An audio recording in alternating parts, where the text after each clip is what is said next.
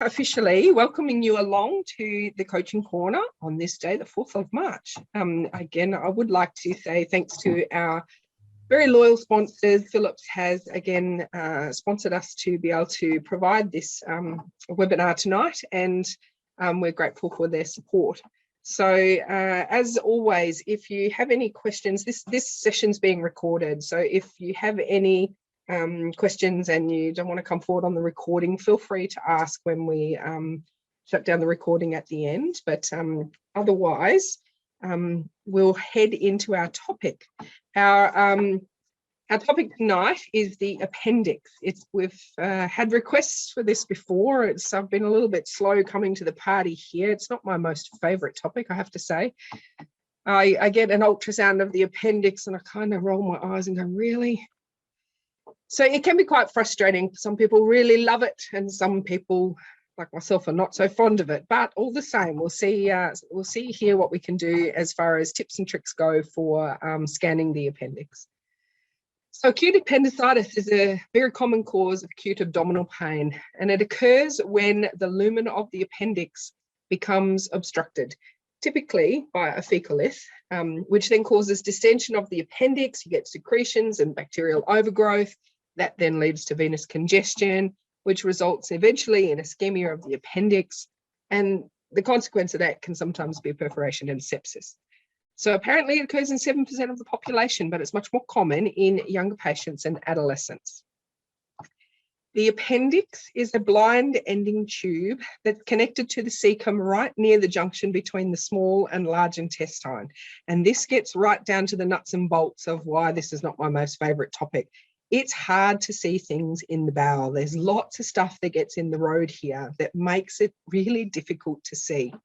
It's a vestigial organ, tubular in structure, depends what place you look at to find out what's the average size. Anything from 2 to 20 centimetres has been quoted, or 5 to 35 centimetres. But on average, it's about 8 or 9 centimetres long, which is a heck of a lot longer than what I was thinking. I kind of think of this finger-like projection, but you know, it's a difficult organ to see on the ultrasound. Now, the normal appendix should be less than 6 millimetres in diameter, the healthy appendix. And it's located right near the bottom of the ascending colon, or right in the lower quadrant there, near that junction. So we're looking at large bowel and small bowel and trying to find something in amongst all of that. If you look at the appendix in cross-section, we can see here on this slide, you can see an outer serosal layer, muscular layers, a submucosal layer, and then the mucosal layer with the crypts of Liebigund. If we look at that on the ultrasound, you can start to see that pattern sort of means something. You can see that mucosal layer and the internal layer of the appendix there. So that's the appendix in a short axis or a cross section, and we can see that sort of almost bullseye or target appearance. So how do we go about scanning the appendix?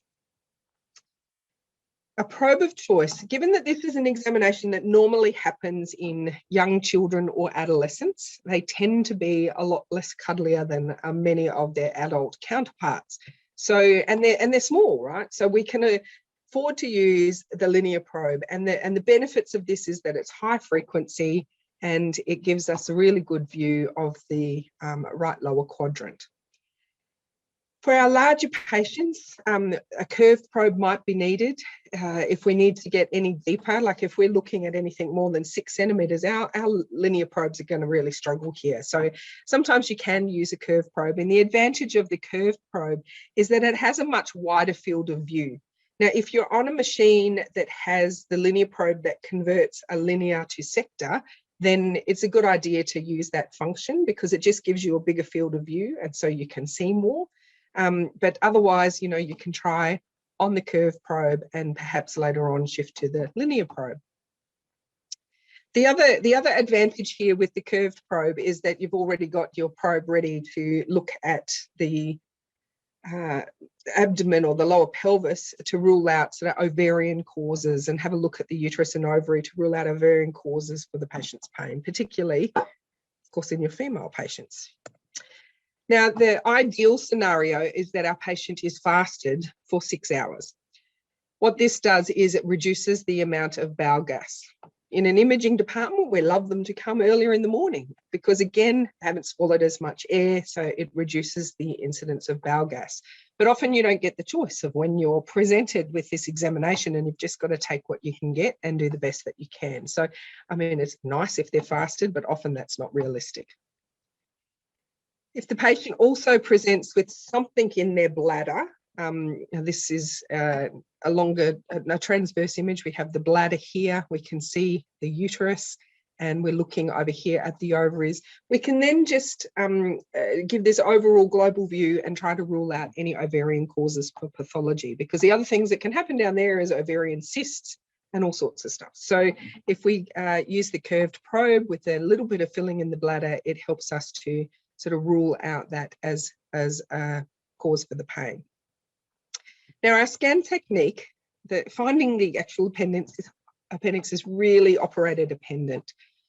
We want to start with the probe in a transverse orientation. You can start in the right upper quadrant and find your ascending colon. If you apply graded compression up here and then slowly move your probe down following that ascending colon until you get to the lower quadrant, where you can start to look for the adjoining small bowel and the junction between small bowel and large bowel. You can also look to see whether you can see the psoas muscle and the iliac vessels. So often the appendix will drape over the iliac vessels, and that landmark can be a bit of a help in trying to find the elusive appendix. Most of the time, it's, for me, I've just asked the patient to point to where they're sore. And so put the probe on the maximal point of tenderness and apply graded compression. You don't want to just jab the probe. These patients are quite tender, and if they are tender and they have rebound tenderness because you've pushed on their belly, well, the chances that you might find the appendix are probably increasing slightly. But if they're not tender when you're pushing, it's probably going to be a negative exam, or that's what my anecdotal experience has been. If you pop the probe in the right lower quadrant, right up against the hip bone in that transverse orientation, so you can see the iliac vessels, and then apply graded compression so that you can very slowly squish the contents of the bowel and push any bowel gas out of the road. And that can help increase the chances of being able to visualize it. Now, in a study that was done by Chang and his friends in 2014, they used a 3-step patient positioning protocol. So what they did was initially examine the patients in the conventional supine position. They then rolled them up into the left posterior oblique position, about 45-degree angle, and then took a second look in the supine position. What they found was that the reported detection rates increased from 30% in the initial supine position. So they found the appendix in only 30% of their patients in that initial supine position. When they rolled them up into the left posterior oblique, it increased the chances to 44%. And then when they had the second look in the supine position, it increased their chances to 53% that they were going to find the appendix. Now, that's 1 in 2 patients that you're going to find it on a patient that is presenting with symptoms that match this kind of examination. Even if you don't see the appendix, you can't say that it's normal. There's many, many times when you're just not going to see it. And certainly in my experience, the ones that I found are the ones that are abnormal. It's a tricky examination. And like I said, right at the beginning, I see this referral and you kind of roll your eyes and go, oh. Now, I know that some people love it and they're very good at bowel and they're doing this often. Their detection rates are probably going to be way better than if you're just doing 1 or 2 every now and then. But perhaps trying these different positioning techniques. The theory here is that as you change the patient's position, you improve your acoustic window because you're shifting the bowel contents. And anything you can do to help visualize things can only be of benefit. Now, if we look at the anatomy here, you can see that the iliac vessels are very close to where the appendix is. One of the things we look for is an absence of normal peristalsis. So when the bowel's inflamed and when you have appendicitis, things are not moving so well. So this is normal peristalsis in a normal bowel. This is my 9-year-old last night who was trying very hard to help mum get his pictures that he needed, but it turns out he's very, very ticklish. And he was busting to go to the toilet, and I could say to him, hey, I can check and tell me if you're telling the truth, but he was actually busting to go to the loo. But, you know, when it's not sore, he was quite ticklish where I was pushing him. So it proved tricky getting one whole clip here without him having a big giggle. But you can see the bowel squirming around and showing normal peristalsis here. And as you look at this bowel too, you can see that the small bowel, this is the mucosal layer around there. And we've got at the tail end of this clip, you can start to see some bowel gas coming in, which starts to obscure deep to it. Now here are some pictures of the normal appendix. You can see in this one that appendix and the mucosal layers sort of lying over the top of this deep psoas muscle. And in this example, again, another normal appendix sort of draping itself over the iliac vessels. So what you can do when in doubt is just pop your colour on to help you find those iliac vessels and then look for the appendix sort of draping over them. Now, the sonographic signatures of abnormal, I mean, this appendix looks very similar to the ones I just showed you, but the only difference here is that this measurement is actually bigger than the 6 millimeters. I mentioned that the normal appendix measures 6 centimeters in diameter, 6 millimeters. So anything bigger than 6 millimeters in diameter it represents inflammation of the appendix. If we have a look at this case as a normal appendix, you can see where that's sitting. This is the still of the same video clip over here. So we can see the peristalsis in the normal bowel, and then here's large bowel, and here's the appendix sitting over that psoas muscle. Again, if you don't see the appendix, it doesn't mean that it's normal. It doesn't mean that you can rule out that it's abnormal. Even in the hands of experts, they're only seeing it in a 3-step positioning protocol. They're only seeing it every other time, so 1 in every 2 patients. But that started as 1 in 3 patients that they saw it on. So here's another example of the appendix here in longitudinal and in short axis over here in transverse. So the criteria to determine an abnormal ultrasound of the appendix, we want the outer diameter of the appendix to be more than 6 millimeters. You can sometimes see echogenic periappendiceal fat.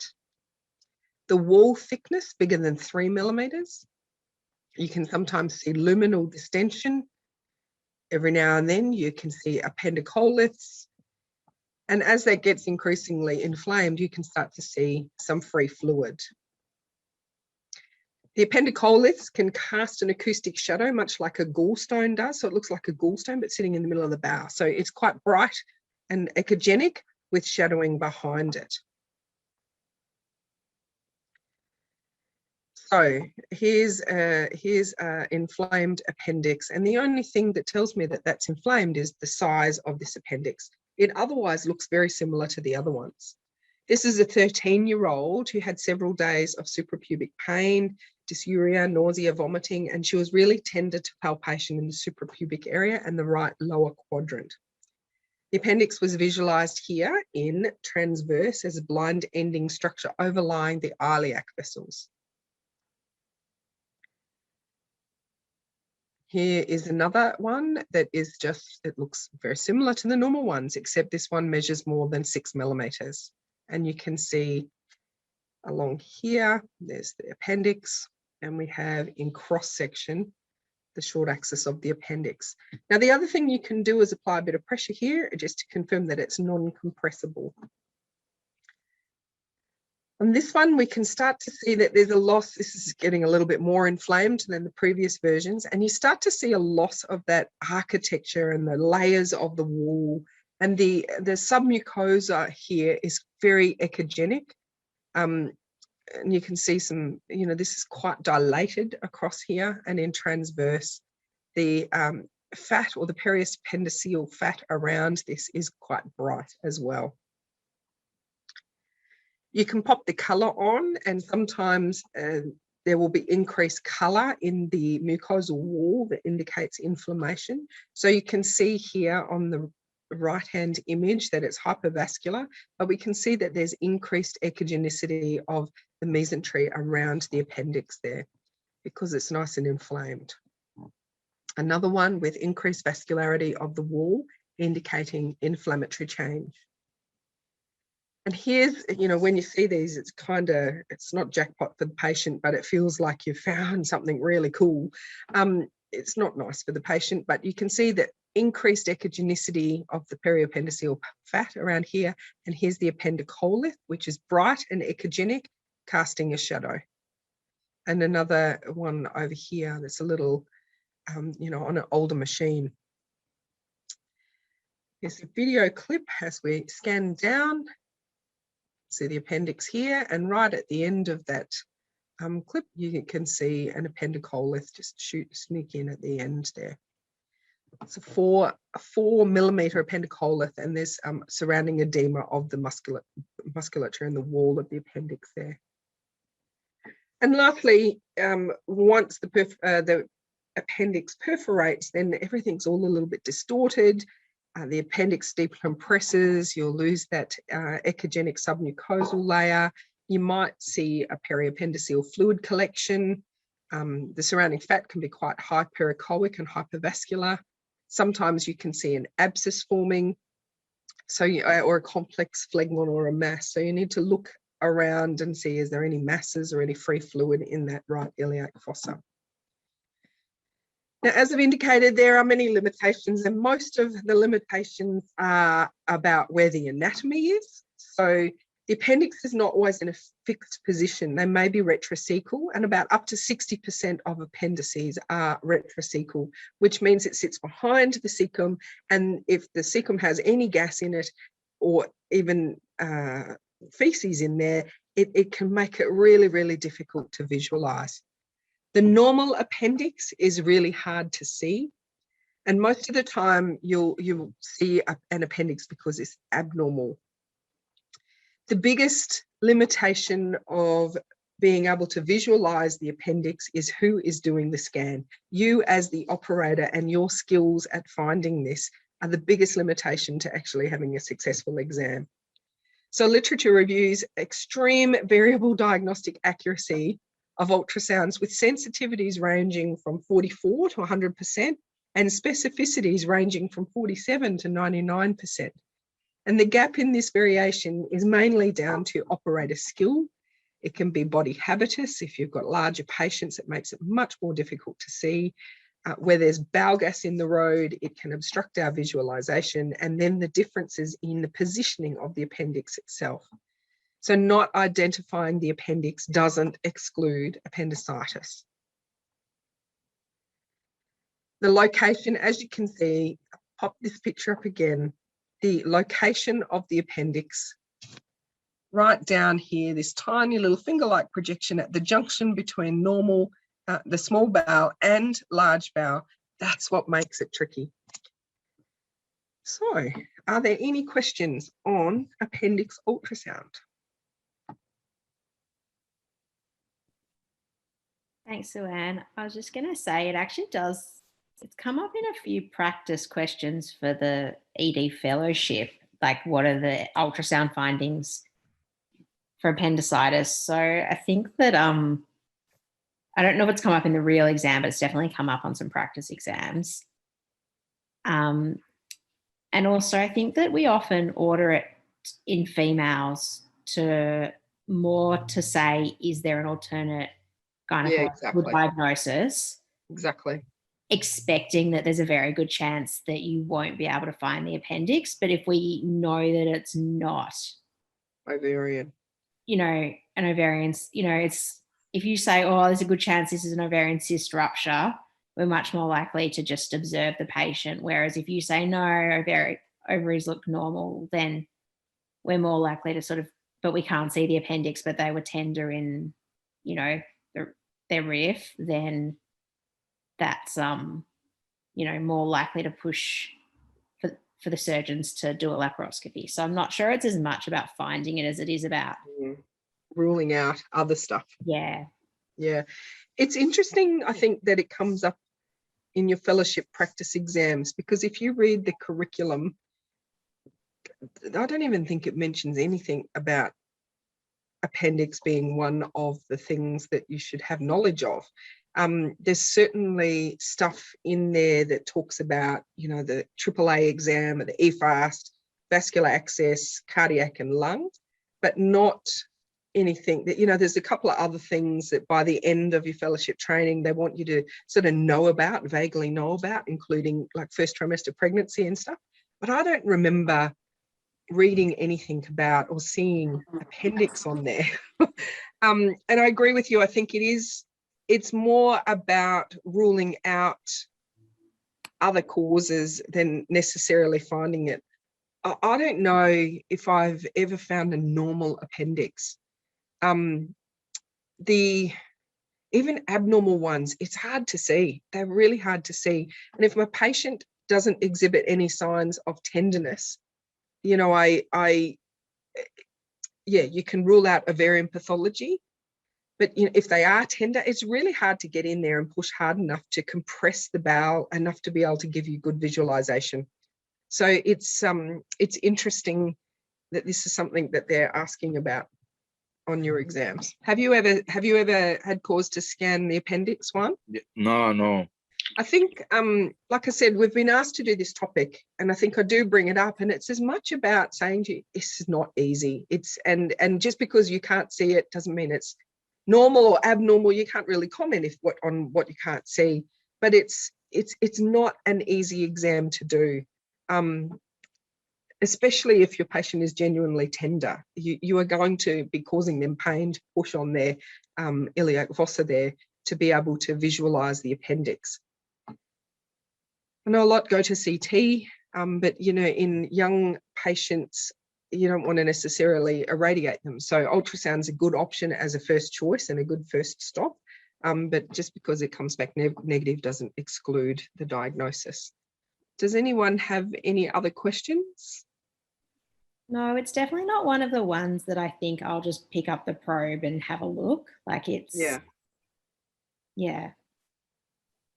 I'm a little bit relieved to hear that. I think there's other scans that you can do that just have much more impact, and that I think are way more important to learn about. But this has been a popular request, as I said. So we have tackled the question asked by our listeners. No, I haven't anyone. I just want to mention that I have a very interesting case in Box Hill that was a like 32 years old woman coming with a right lower quadrant pain. She had an ultrasound, and they found like a rupture ovarian cyst. The gynae people were very interested to take her to the theater, right? But there was a bed block, there were some issues. So this lady was in the ED for a few hours, and she was keeping a heart rate of 150. So very, very tachycardic, in a lot of pain. And the blood pressure started being like kind of borderline. And I thought she may have an appendicitis as well. I think it sounds, crazy. And we start giving some antibiotics. Then the gynae people took her to the theater. They found the rupture ovarian cyst, but at the same time, they found the appendicitis, and they have to call the surgeons to get in. So This is very rare. I think will be the only case that maybe I see in my whole life. But I guess the teaching point for me was that even if the ultrasound show gynae pathology going on, just keep in mind that could be appendicitis as well. Yeah. Look, you end up being a product of your experiences, I guess, and you know that it sits there as this unknown all the time. I remember a chap who they found a right iliac fossa mass, or a right adnexal mass, and the patient, which they thought was an ectopic, but the patient also had an intrauterine pregnancy. And it turned out that the adnexal mass was actually a dermoid cyst that they removed, and the intrauterine pregnancy carried on to term. But, you know, she was having a lot of bleeding and pain and was dropping her blood pressure and had to go to theatre to investigate whether it was a heterotopic pregnancy. So, yeah, anything on that right side, you've got ovarian cysts, ectopics in the right age population, and appendix that we need to rule out. Does anyone have any questions or topic suggestion for our next coaching corner? I'll let you have a think about it, and certainly get in touch either on Twitter or feel free to email me at admin@ultrasoundtraining.com.au. But for now, I think we'll wrap it up. Again, I'd like to say thanks to our sponsors, Philips, who continue to support us in bringing the Coaching Corner to you. Now, next month, I think the first Thursday in the month is Easter week. And so I'm actually going to be away on holiday, so we won't have a Coaching Corner in April, but we'll come back again strong first Thursday in May at 7:30. If you have any suggestions for topics, get in early so that you increase the chances that yours is the topic of choice. All right then, well, thanks again, and we'll see you next time.